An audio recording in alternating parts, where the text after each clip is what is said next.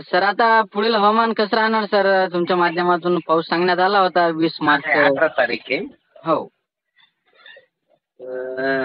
वर्धा, नागपूर, भंडारा, गोंदिया, यवतमाळ हं, हं. इकडे पूर्व विदर्भातच पाऊस आहे. आपल्या इकडे नाही येणार जास्त. मात्र विदर्भात पाऊस नाही. वाशिमकडे थोडे थेंब येते समजा. हो का? हम्म. आणि सर तिकडे कोणकोणत्या भागात होणार आहे पाऊस?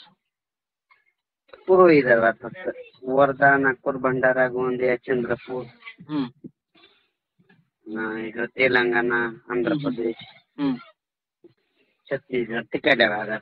हो का?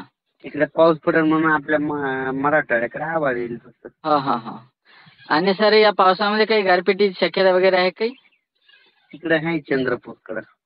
हो का? चंद्रपूर, नागपूरकडे होईल गारपीट. जोरदार तेलंगणात गारपीट होईल. हो का? जोरदार होणार का मीडियम होणार? तिकडे जास्त होईल. हो का?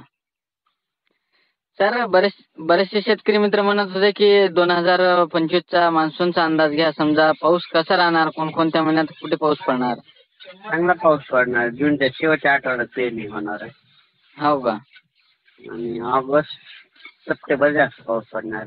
हं, हं, हं, हं. आणि सर समजा पेरणी 26 तारखेला होणार, पण पुढच्या महिन्यात कसे राहणार समजा पाऊस आता मार्च, एप्रिल हे समोरचे महिने? प्रत्येक महिन्यात एकदा अवकाळी येईल, पण सगळीकडे नसेल, काही भागातच येईल. हो का?